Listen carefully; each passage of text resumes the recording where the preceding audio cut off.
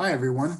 My name is Adam Rothman. I teach history at Georgetown University, and I'd like to welcome you to a virtual walking tour of slavery memory and reconciliation at Georgetown University.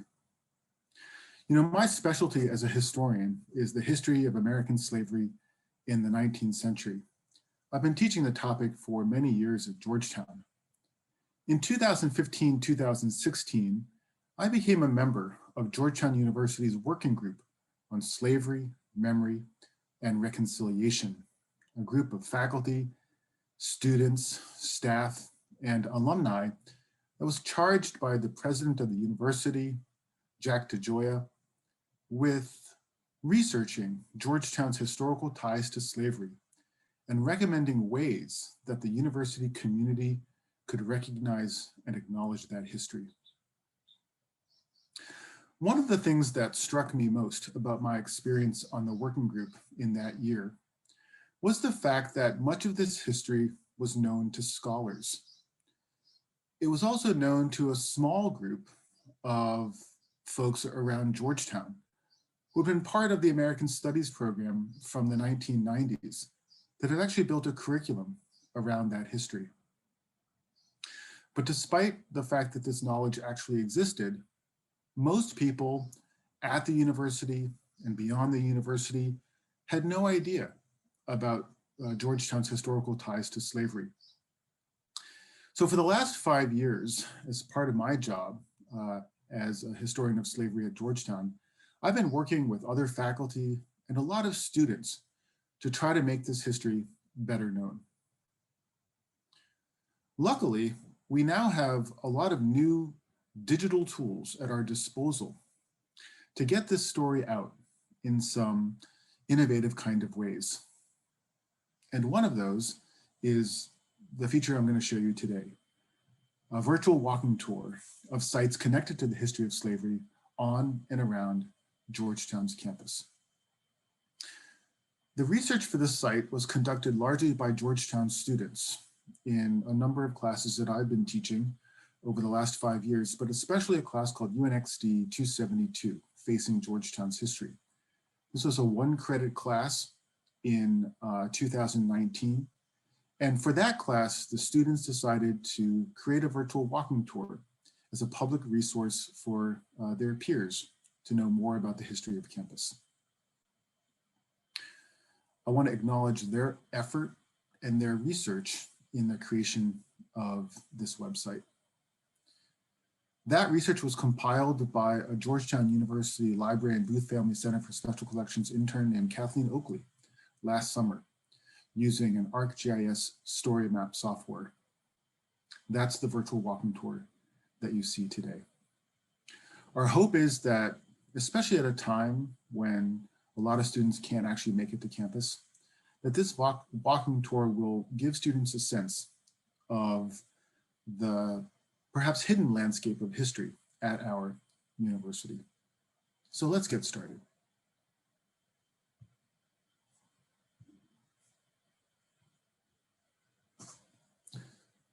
The Price of Georgetown, a walking tour of slavery, memory, and reconciliation at Georgetown University.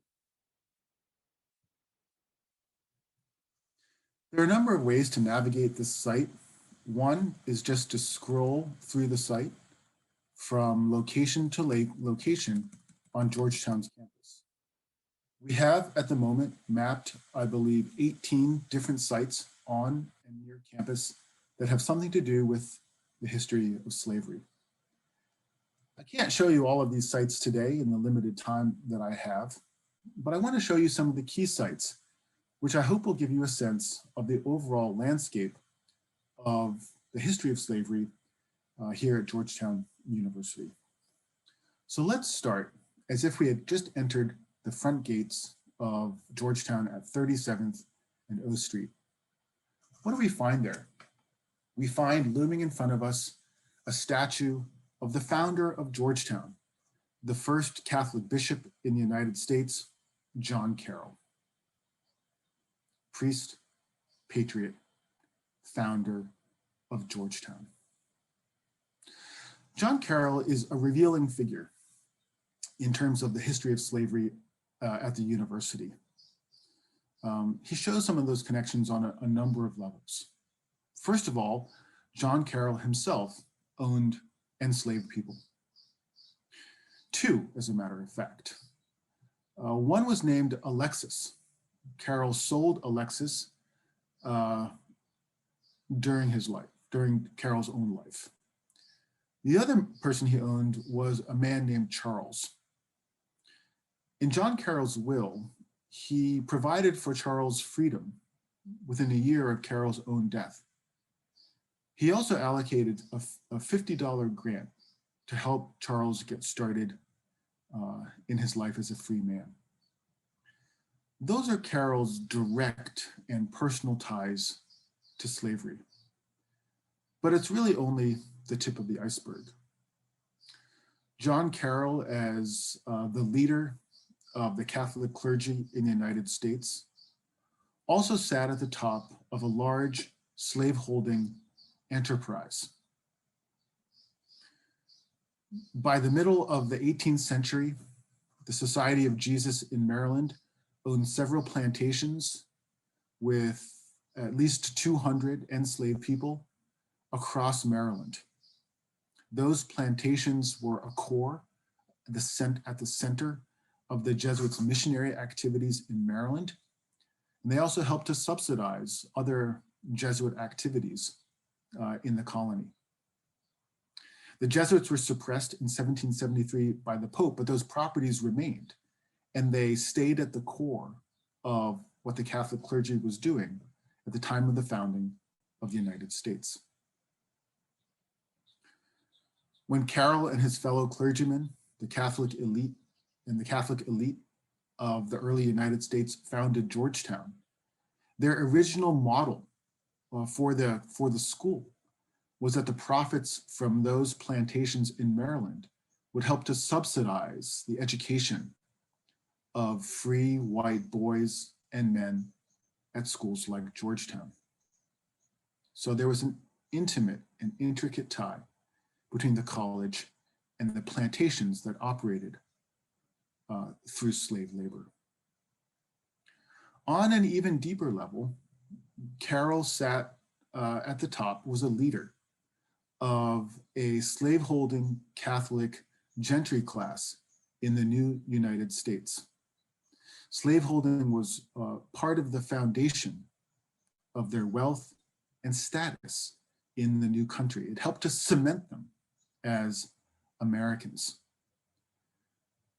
Even though Carroll himself owned not very many people, other members of his family were big slave owners. His cousin Charles Carroll of Carrollton, his brother Daniel Carroll were among the biggest slave owners in the new United States. They were also key figures in the founding of the country, signers of the Declaration of Independence, framers of the Constitution. And they were part of a larger class that derived its wealth and status from slavery. That was the class that founded Georgetown, and they imprinted Georgetown with their image. And throughout Georgetown's early history, students and faculty were drawn from that class, and they leaned towards slavery.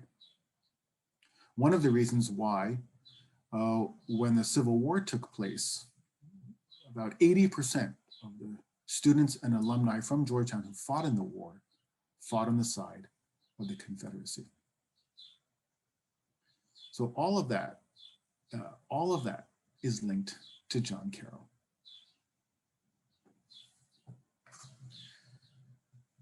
I mentioned that Georgetown at its founding was closely tied to a set of plantations in Maryland that were operated through slave labor. The second site on campus that we're going to see commemorates that connection and has been at the center of the Slavery Memory and Reconciliation Initiative here at Georgetown. So let's jump over to Isaac Hawkins Hall.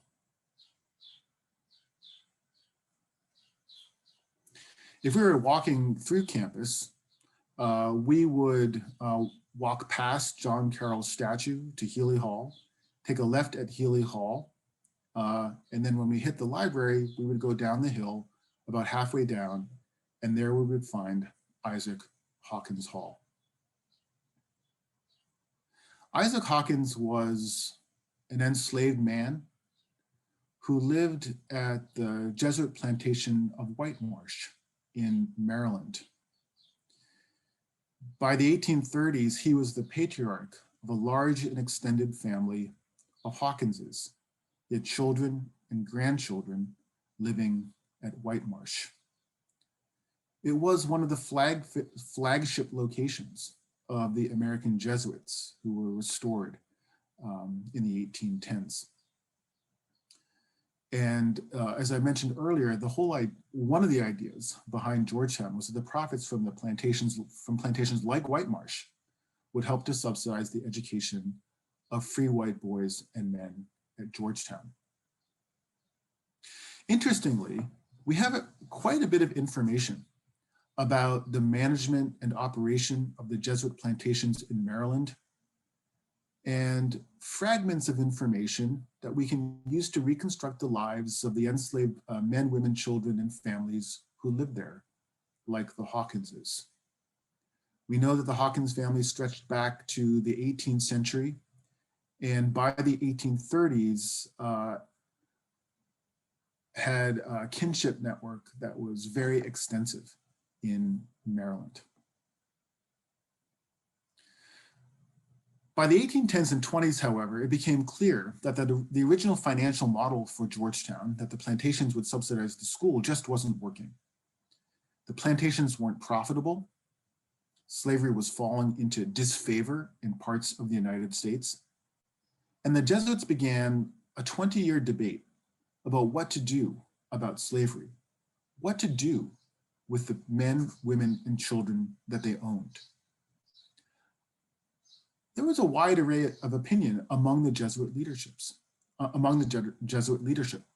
Some thought that the Jesuits had a moral responsibility to continue to own people and to serve as the stewards for their souls. There were Jesuits who advocated for a process of gradual emancipation, a slow transition from slavery to tenant farming. And there were those who argued that the Jesuits should sell off their human property and invest the proceeds in other activities, schools and churches in the cities of the Eastern Seaboard. After a 20-year debate, the faction that advocated the sale of the slaves won out. These were led by a man named Thomas Milady, a Jesuit priest who had served as president of Georgetown, and in 1838 was the head of the Maryland Jesuits. Under Reverend Milady's leadership, the Maryland Jesuits sold they sold a community of nearly 300 people to two planters in Louisiana, Henry Johnson and Jesse Beatty, for more than $100,000. Some of the proceeds of that sale went to pay off burdensome debts that the college had accrued.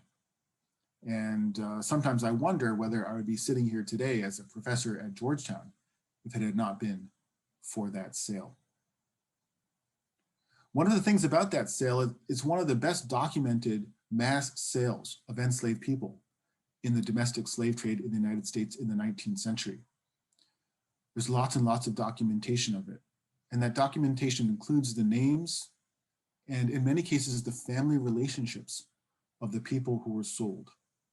We have, for example, the Articles of Agreement, the contract that was signed between Thomas Milady and the two purchasers in Louisiana. And at the top of that agreement, the first name that is listed is that of Isaac. Today, Isaac Hawkins Hall is named after him, part of the process of slavery memory and reconciliation at Georgetown.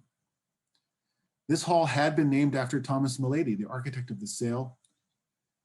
In April of 2017, it was renamed in a dedication ceremony that included Isaac Hawkins's descendants. Today, the descendants of Isaac Hawkins live all over the United States, in Louisiana and other places. We actually regard them as part of the Georgetown community today.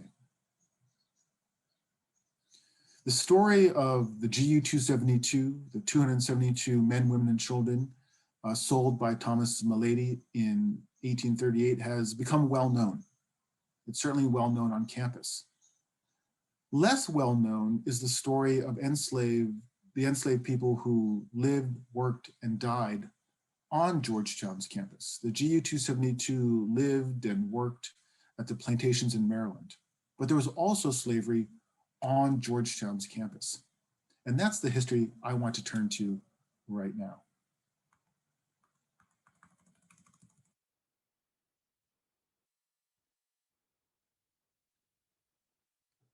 So let's talk about the college ground.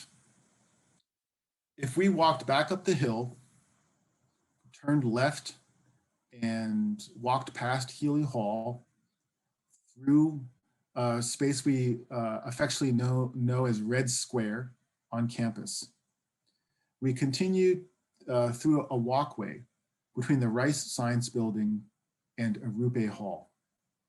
It's a beautiful space.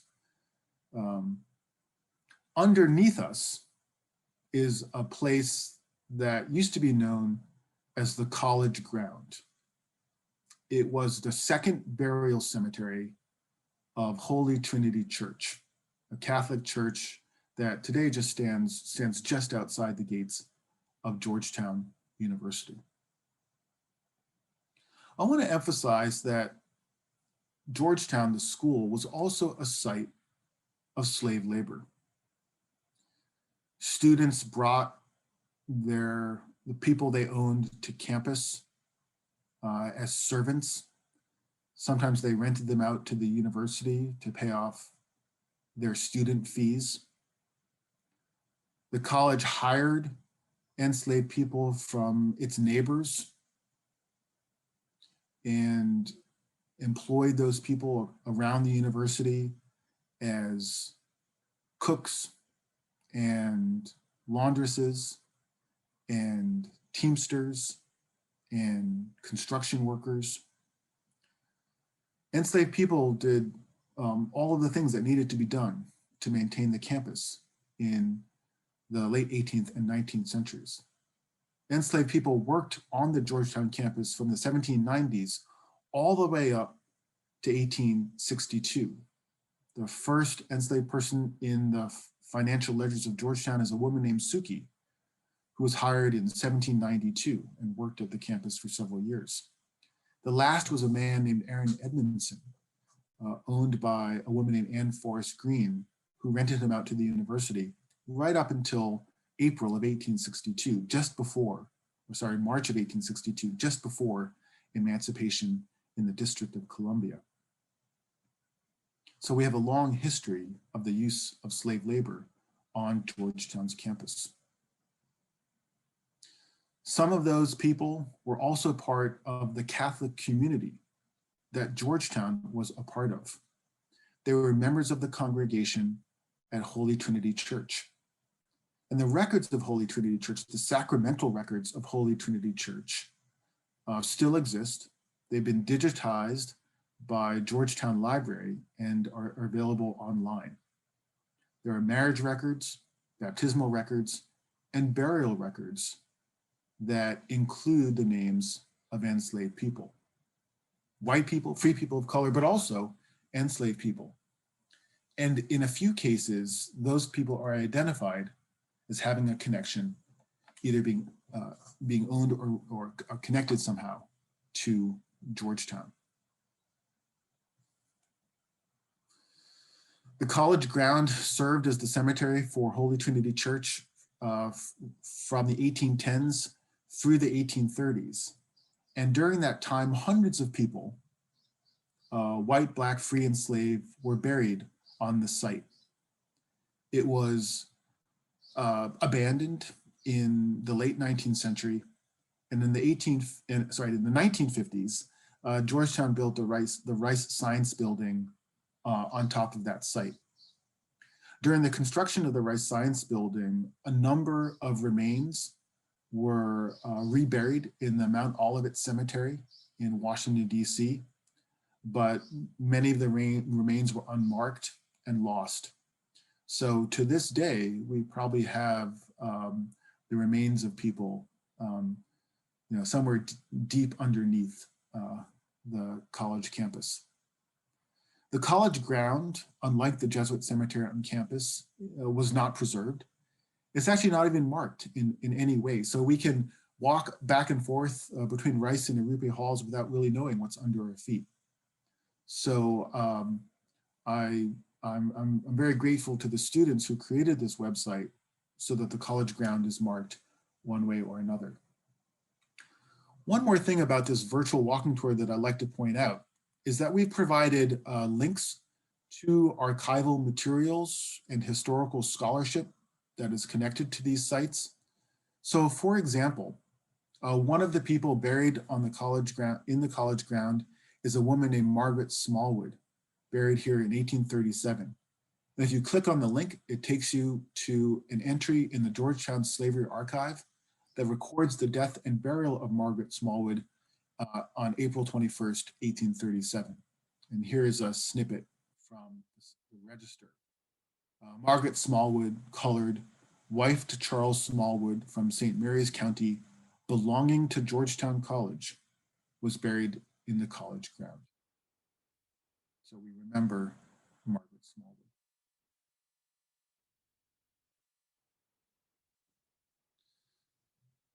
The memory and legacies of slavery at Georgetown did not end with the Civil War and emancipation.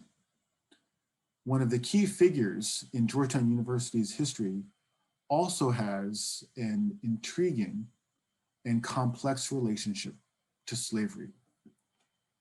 Let's walk back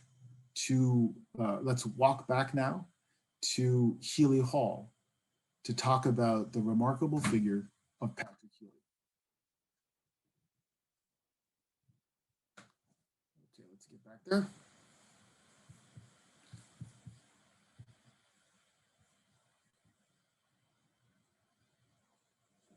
Here's Healy Hall. Healy Hall is one of the iconic buildings and spaces at Georgetown University.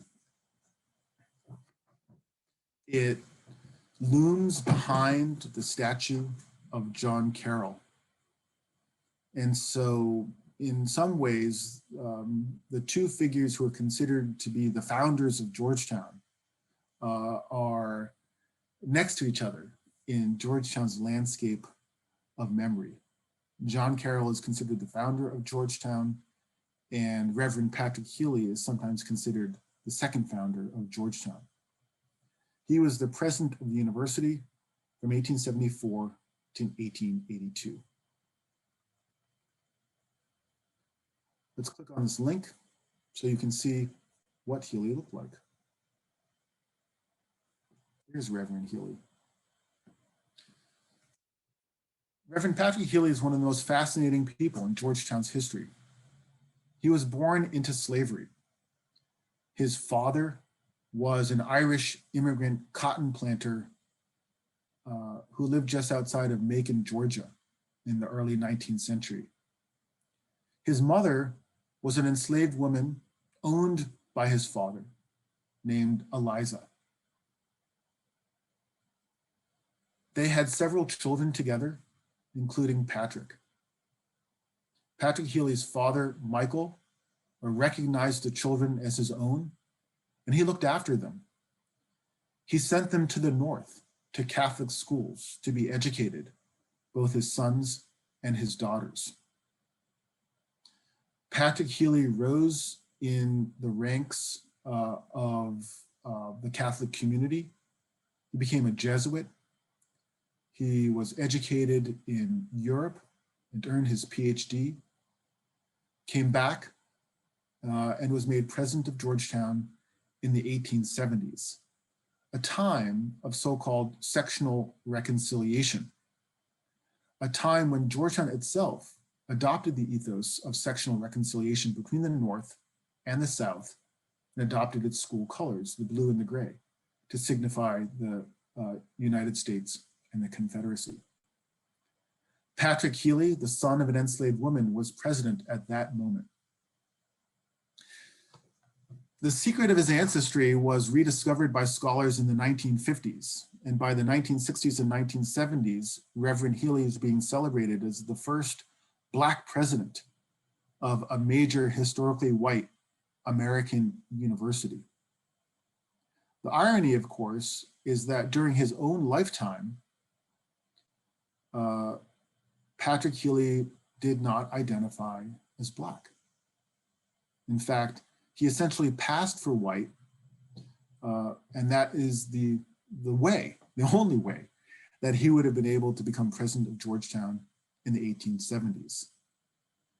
There were Jesuits who sponsored him, who knew about his ancestry, but they kept it a secret. They kept it to themselves. There were rumors that Healy might have had Spanish background, Portuguese background, but his African ancestry was kept under wraps. And that's the way it had to be if Patrick Healy was going to be the president of a university in the white supremacist culture of the 1870s and 1880s. I think today the university community is wrestling with the meaning of Patrick Healy's complex history, the question of his identity, and his relationship to the broader history of slavery and emancipation at Georgetown. His history tells us that history is complex and that we need to be sensitive to its nuances.